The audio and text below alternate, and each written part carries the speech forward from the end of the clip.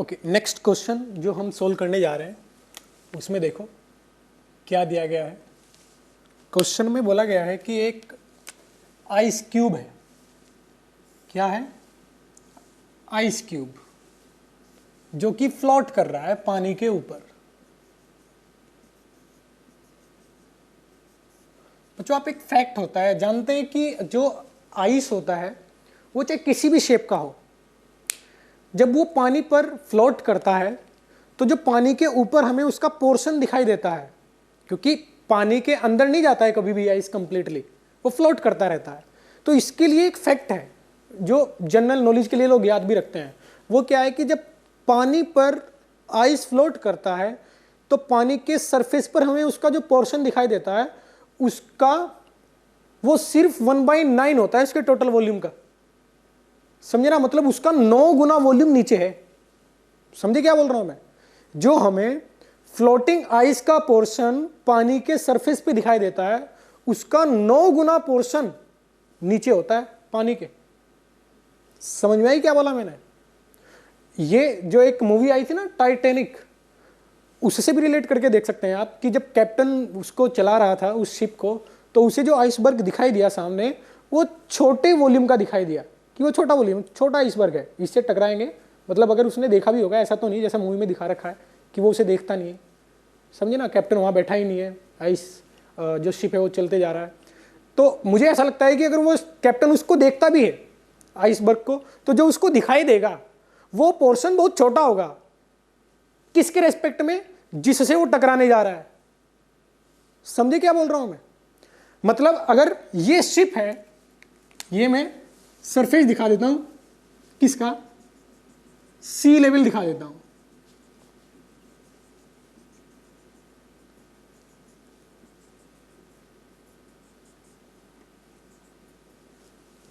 तो यहां अगर आपका ये शिप जा रहा है, मान लेते हैं ये आपका शिप है, ये शिप जा रहा है आगे की ओर। क्लियर? यहां आपको दिखाई दे रहा है कि ये आइस का कोई पीस है। तो आपको जो दिखाई देगा, जो आपको दिखाई देगा वो पोर्शन सिर्फ इतना होगा। कितना?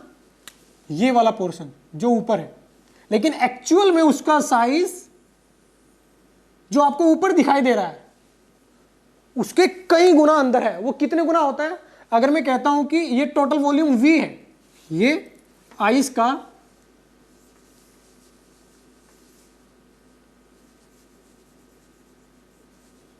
टोटल वॉल्यूम में V कहता हूं, तो जो V का V/9 होगा वो सिर्फ ये होता है V/9, और जो अंदर होता है वो 9V/10 होता है। V/9 एक बार चेक करने दो मेरे को। V/9 और V - V/9 यानी 8V/9 इतना पोर्शन अंदर होता है। समझे? ये प्रूव किया जा सकता है, ये जो डेटा मैं लिख रहा हूं ये प्रूव किया जा सकता है। कुल मिला के मैं आपको ये बता रहा हूं, ये जो V/9 है और ये 8V/9 है, ये 1:9 के रेशियो में नियर अबाउट आता है। मैं भी प्रूव करूंगा कितना आता है। कुल मिला के मैं आपको ये बताना चाह रहा हूं कि जो आपको दिखाई देगा पानी के सरफेस पर वो पोर्शन बहुत छोटा होता है, लेकिन उसका बहुत बड़ा पोर्शन पानी के अंदर होता है जो दिखाई नहीं देता। तो जब ये बोट आएगी आपको ऐसा लगेगा कि ये छोटा आइस है, इसके साथ टकराएंगे, इसको तो हटा देगी हमारी बोट साइड में, लेकिन ये पोर्शन आपको दिखाई नहीं देगा। तो बहुत ही ज्यादा सीवियर कोलिजन होगा। समझे? यही थ्योरी थी टाइटैनिक के टकराने की, टाइटैनिक के आइसबर्ग के साथ टकराने की। क्लियर? अब इसी प्रिंसिपल को यहां कैसे यूज करेंगे हम इस क्वेश्चन में, देखो कैसे। ये जो मैं 8V/9 लिख रहा हूं ये एक बार मैं यहां प्रूव करता हूं कि कितना आता है एग्जैक्टली। हो सकता है कि मेरे याद ना हो तो मैं प्रूव करता हूं। इसी के राउंड आता है 1/9 के राउंड। देखो किस प्रकार से मैं ये सॉल्व कर सकता हूं कि मान लेते हैं कि ये एक आइस क्यूब है। मुझे यही बताना है इस क्वेश्चन में कि ये जो आइस क्यूब है इसकी एज कितनी होनी चाहिए फॉर ए स्पेसिफिक इवेंट। एक स्पेसिफिक इवेंट के लिए मुझे दिया गया है कि जो स्पेसिफिक ग्रेविटी होती है आइस की वो 0.9 है। इसका मतलब ग्राम पर सीसी, मैं उसकी डेंसिटी लिख सकता हूँ 0.9 ग्राम पर सीसी। और वाटर की कितनी होती है, वाटर कितनी होती है 1 ग्राम पर सीसी, ये वाटर की होती है। क्लियर। तो मैं कोई भी वॉल्यूम ले लेता हूं, मैंने माना ये वॉल्यूम V है, ये चेक कर रहा हूं मैं कितना आता है, वॉल्यूम V है। तो इसका कितना पोर्शन अंदर है पानी के और कितना बाहर है, ये मैं चेक करना चाह रहा हूं। तो देखो मान लेते हैं जो अंदर वाला पोर्शन है उसको नाम देता हूं मैं V डैश। तो नीचे की ओर तो आएगा टोटल मास mg, ये फ्लोट कर रहा है, फ्लोट ही तो करता है, पूरा सिंक थोड़ी ना करता है, कुछ वॉल्यूम बाहर रहता है। और ऊपर की ओर आएगा buoyancy force Fb। Buoyancy force क्या होता है, rho of water submerged volume into G. और ये क्या होता है, rho of ice total volume of ice, यानी मास ऑफ आइस, है ना। Rho of ice into total volume of ice, यानी ये क्या लिखा हुआ है, mass of ice into G, यानी वेट ऑफ आइस। ये दोनों बराबर होने चाहिए, फ्लोटिंग की कंडीशन होती है। तो रो डब्ल्यू वी डैश जी बराबर रो आइस वी आइस बिल्कुल इनटू जी। तो जी से जी गया, मुझे बताना क्या है कि ये कितने फ्रैक्शन में आता है वी डैश। तो वी डैश जो आएगा वो आएगा rho ice 0.9 rho W 1 into V ice, यानी टोटल वॉल्यूम आइस का। तो ये कितना आया वी डैश 0.9 वी टोटल। इसका मतलब ये आता है 9v/10, बिल्कुल 9v/10, समझे ना, यानी v/9 ऊपर होता है। जो मैं यहां लिख रहा था ना, पहले जो लिखने वाला था v/9, तो नीचे आएगा ये v/10, यानी जो ऊपर वॉल्यूम होता है सरफेस से वो v/10 होता है, और अंदर क्या होता है 9v/10।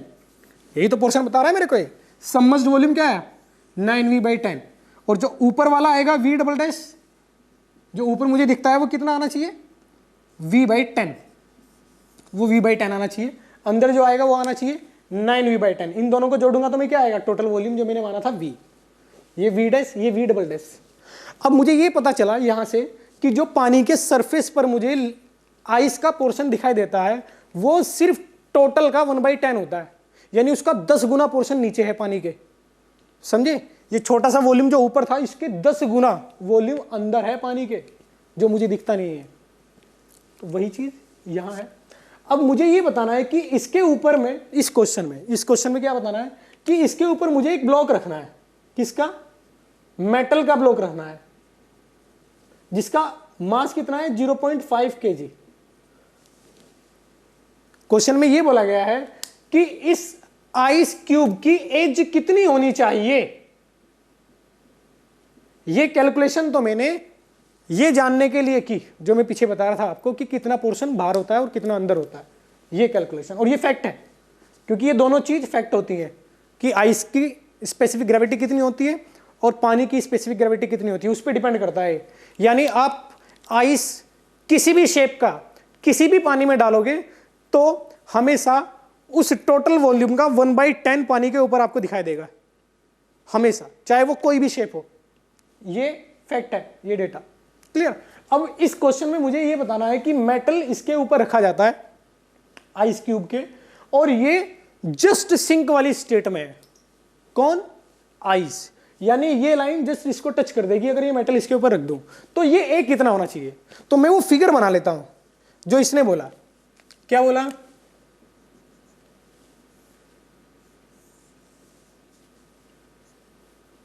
कि ये आइस क्यूब जस्ट सिंक की स्टेट में हो, यानी जस्ट पानी के अंदर एंटर कर चुकी हो। क्या रखने पर, ये मेटल ब्लॉक रखने पर। 5 kg का मेटल रखने के बाद आइस जस्ट सिंक करने वाला हो, यानी पानी इसके कॉर्नर तक आ चुका हो। तो मुझे ये बताइए कि ये ए कितना होना चाहिए। यहां पानी है और ये आइस है, आइस का वेट मुझे नहीं दिया है, सिर्फ डेंसिटी दिया गया है। कैसे करेंगे, हम कहेंगे कि इस स्टेट में इसका इक्विलिब्रियम हम लगा देते हैं, इक्विलिब्रियम की कंडीशन। वो क्या आएगी, टोटल मास नीचे की ओर, टोटल मास नीचे की ओर, मास कितना है आइस का मास, ए क्यूब इंटू 0.9 ग्राम पर सीसी। ये हटा देता हूं, ये ग्राम में आएगा तो एसआई में कन्वर्ट कर देता हूं 1/3 इंटू जी। ये टोटल वेट नीचे की ओर आएगा इस बॉडी का। इसको रोकने के लिए रेस्पॉन्सिबल कौन है, टोटल नहीं आएगा, ये तो सिर्फ आइस का आया अभी, प्लस 0.5 इंटू जी। अब ये टोटल आया क्योंकि ये वेट भी तो इसके पे लगेगा, तो टोटल वेट आएगा 0.5 जी और ये आइस का वेट। ऊपर की ओर आएगा बुओयेंसी, और बुओयेंसी किसकी वजह से आएगा, rho of liquid volume of this body and that is a cube into G. ये बुओयेंसी इस पूरे वेट को रोकना चाहिए, यही तो इक्विलिब्रियम की कंडीशन है। तो बुओयेंसी क्या है, rho L A cube into G. ये बुओयेंसी वेट को रोकेगा टोटल, तभी ये फ्लोट होगा। ये कितना आएगा, ए क्यूब 10 ये जी कॉमन ले लेते हैं, 0.9 इंटू 10⁻³ प्लस 0.5 इंटू जी। जी से जी कैंसिल आउट, A3 सिर्फ इसके साथ है, यहां A3 नहीं है, ये आएगा A3 इस यूनिट के साथ, G कॉमन, तो यहां से 0.5 बचेगा, G बाहर चला जाएगा, 0.9 बिल्कुल, ये कहानी आएगी। क्लियर। अब इसमें हमें बताना है A, तो क्या करते हैं, A वाली यूनिट को एक साथ लिख लेते हैं। A वाली यूनिट ये है, तो यहां बचेगा लिक्विड। लिक्विड क्या है, 10⁻³ ग्राम पर सीसी। ओके, तो हम इसको इधर लेके लिखते हैं A3 0.9 इंटू 10⁻³ माइनस, इसको एसआई यूनिट में रखता हूं, एसआई यूनिट में आएगा ये 1 इंटू 10⁻³ 1000 इंटू 10⁻⁶। 1000 होता है ना, 1000 किलोग्राम पर मीटर क्यूब। सीसी में लिखूंगा तो आएगा 1 इंटू 10⁻³ 1000 इंटू 10⁻⁶, यानी 1 इंटू 10⁻3। तो ये मैंने लिखा, ए क्यूब में लिख देता हूं, ए क्यूब, जी हट गया, 0.5 इधर माइनस में आएगा, तो ये माइनस और ये प्लस, यहां लिख देता हूं 0.5। समझे क्या किया मैंने, इसको इधर ही रखता हूं, इसको इधर लेके आता हूं, इस यूनिट को इधर लेके आता हूं, तो ये पॉजिटिव रहेगा ये, और ये इधर आएगा तो ये निगेटिव हो जाएगा। अब इसको सॉल्व करते हैं, इस इक्वेशन को ऊपर सॉल्व, ये सॉल्विंग है, आप इसको कैसे भी सॉल्व कर सकते हो। 0.5 ऐसा ही यूनिट में ही सॉल्व कर रहा हूं मैं, तो यहां से जो आएगा 10⁻³ और ये आएगा 0. यानी 1 माइनस 0.9 इंटू 10⁻³ इंटू ए क्यूब, ये आएगा। क्लियर। अब ए क्यूब जो मेरे पास आया, ये आया 0.5 बाय 1 माइनस 0.9 जो आएगा वो आएगा 0.1। 1 में से 0.9 घटा के ये आएगा 0.1 इंटू 10⁻³ ये ऊपर पहुंचा देता हूं +3, इसको यहां से हटा देते हैं, तो इसको यहां से जाएगा ए क्यूब जो आएगा ये आएगा 5 इंटू 10⁻+3, तो ए मेरे पास आएगा 10 5⁻⁻⁴, ये आंसर आएगा। क्लियर, ये आएगा मीटर में। देखो बच्चों, अब एक बड़ा ही अच्छा क्वेश्चन मेरे दिमाग में आ रहा है, उसमें भी हम बुओयेंसी यानी आर्किमिडीज प्रिंसिपल को यूज़ करेंगे। वो थोड़ा रिलेट करता है एसएचएम को। एसएचएम में जितने भी क्वेश्चन पूछे जा सकते थे एफएम से रिलेटेड, वो मैंने आपको वहाँ नहीं बताए थे, तो वो सारे क्वेश्चन मैं अब आपको यहाँ बताने जा रहा हूँ। उन सभी में हम सॉल्व करेंगे कैलकुलेशन ऑफ टाइम पीरियड, मतलब हम हर बार दिए गए अरेंजमेंट में थोड़ा सा डिस्टर्बेंस करेंगे, जो हम वहाँ करते थे कैलकुलेशन ऑफ टाइम पीरियड, तो यहाँ भी हम वही करेंगे। हर बार आपको एक अरेंजमेंट दिया जाएगा, उस अरेंजमेंट में थोड़े से डिस्प्लेसमेंट या डिस्टर्बेंस किया जाएगा, वो इक्विलिब्रियम की स्टेट होगी। आप डिस्टर्बेंस करने के बाद जो ऑसिलेशन होंगे उनको प्रूव करेंगे कि वो ऑसिलेशन एसएचएम है, और फिर उसके बाद हम उन सभी एसएचएम का टाइम पीरियड कैलकुलेट करेंगे। बड़े ध्यान से आप ये चीज देखेंगे। वहां मैंने ये क्वेश्चन नहीं कराए थे क्योंकि इनमें एफएम के कुछ फंडे हैं वो यूज होते हैं, तो अब वो क्वेश्चन हम कर सकते हैं सॉल्व, तो मैं वही क्वेश्चन अब कराने जा रहा हूं। देखो, काफी इंपॉर्टेंट क्वेश्चन है।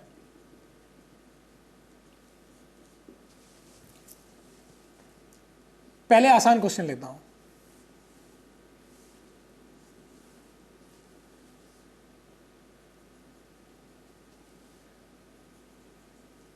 आपको बोला जाएगा कि एक वाटर बॉडी है, लार्ज वाटर बॉडी, समझे ना, वाटर बॉडी बड़ी है काफी। इसमें एक हम सिलेंडर रखते हैं जिसका एक्सिस वर्टिकल रखा जाता है। क्या रखा जाता है? वर्टिकल रखा जाता है, सीधा। वो पानी पर फ्लोट कर रहा है, ये पानी पर फ्लोट कर रहा है। Density of water rho W and density of cylinder is rho cylinder, ऐसा आपको दिया जाएगा। हमें बताना है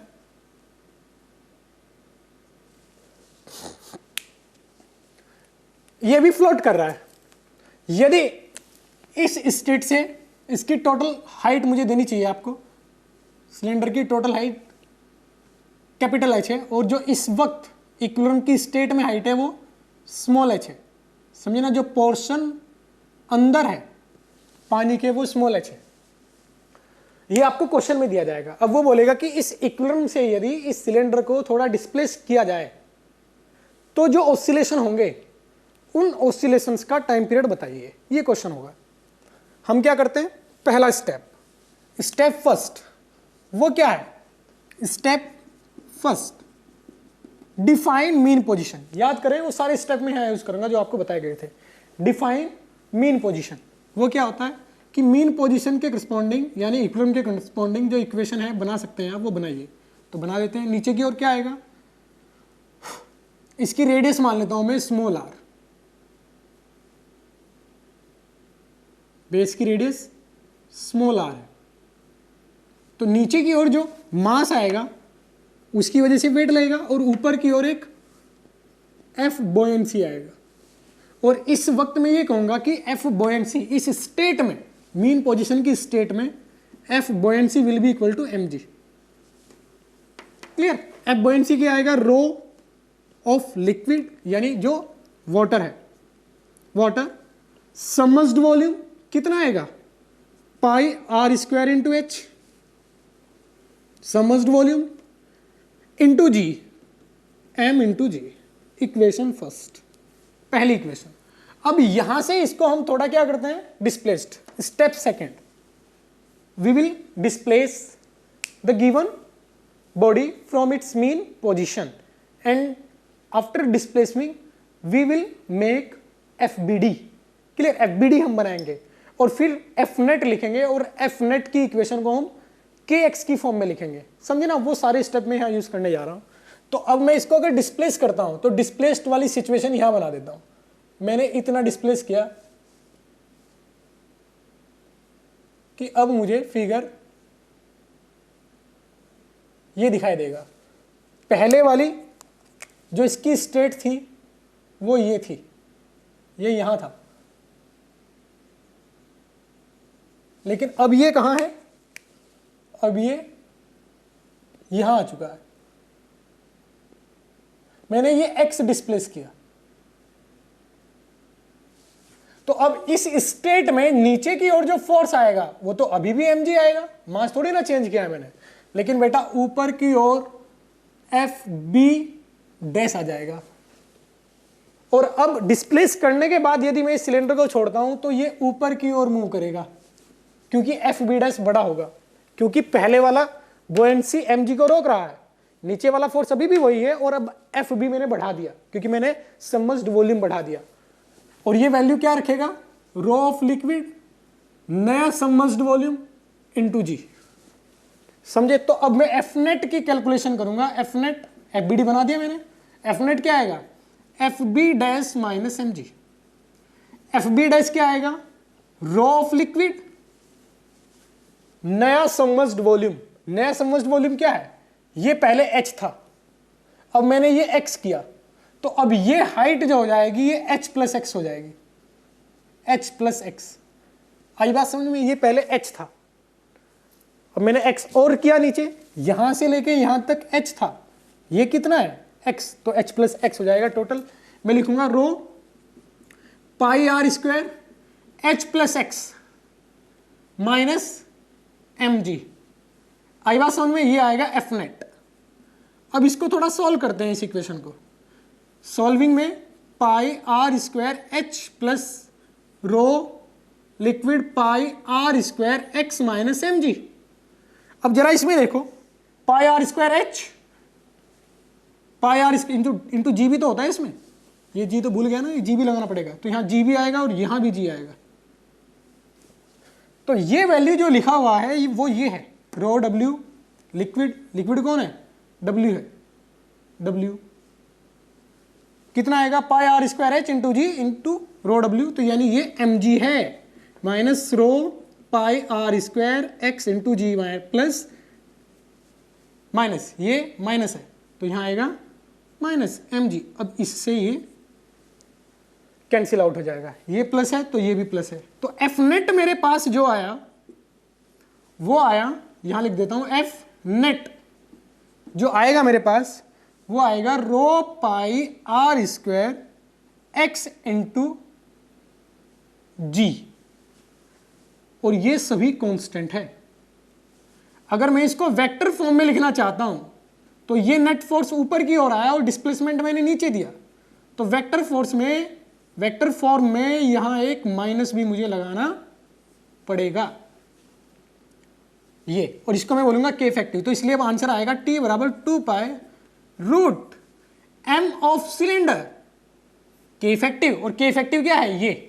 और इस इक्वेशन को देखकर मैं ये भी कह सकता हूं कि ये जो ऑसिलेशन होंगे ये एसएचएम होंगे, समझे? और एसएचएम के लिए टाइम पीरियड जो होता है वो टी बराबर 2 pi root M of cylinder, यानी जो ऑब्जेक्ट है उसका mass, upon K effective. K effective क्या है? Rho pi R square into G. समझे बच्चों? एक बार मैं चेक कर लेता हूं, pi R square into X, X pi R square G, बिल्कुल सही कर रहे हैं हम। अब इस मास ऑफ सिलेंडर को कैसे लिखा जा सकता है? Rho of cylinder complete volume, और कंप्लीट वॉल्यूम क्या आएगा? Pi R square into H, volume into cylinder की डेंसिटी, यही तो मास है। पाई आर स्क्वायर से पाई आर स्क्वायर गया, तो जो फाइनल आंसर आया टी बराबर 2 pi root rho of cylinder capital H, rho of water into G, ये वाटर है, इंटू जी, तो ये हमारा फाइनल आंसर आएगा। समझे बच्चों? यदि सिलेंडर की डेंसिटी पानी की डेंसिटी के बराबर है तो आंसर क्या आएगा? टी बराबर 2 पाई रूट एच बाई जी, अगर डेंसिटी सिलेंडर की और पानी की बराबर है। इस तरीके से हम ये क्वेश्चन सॉल्व करेंगे। अब जो आपको होमवर्क है, आपके लिए होमवर्क ये है कि यही क्वेश्चन आपको सॉल्व करना है यदि ये जो वाटर बॉडी है ये लार्ज ना हो। अभी इस क्वेश्चन में ये वाटर बॉडी लार्ज थी, अब जो मैं होमवर्क आपको दे रहा हूं वो ज्यादा अच्छा क्वेश्चन है। मतलब ऐसा नहीं है कि आप कर नहीं सकते हैं, उसमें कैलकुलेशन ज्यादा है, ऐसा बिल्कुल नहीं है, सेम प्रोसीजर है, एकदम सेम प्रोसीजर। आपको क्या करना है? सिर्फ इसमें फिगर में थोड़ा चेंज करना है। वो चेंज क्या होगा? ये चेंज होगा, देखो कि मैंने ये जो वाटर बॉडी दिया था आपको, इसका एरिया आपको लार्ज मानना था पीछे वाले केस में। उससे क्या हुआ कि जब आपने इसको नीचे शिफ्ट किया तो जो पानी का पहले वाला लेवल था वही मेंटेन रहेगा। लार्ज वाटर बॉडी में ऐसा नहीं होगा कि आप सिलेंडर को जब दबाओगे तो लिक्विड का लेवल बढ़ेगा, समझे ना, बॉडी का वाटर लेवल बढ़ेगा, ऐसा नहीं होगा। किसमें? यदि वाटर बॉडी लार्ज होगी। लेकिन यदि मैं ये कहता हूं कि इसकी रेडियस r है और इसकी रेडियस 2r है,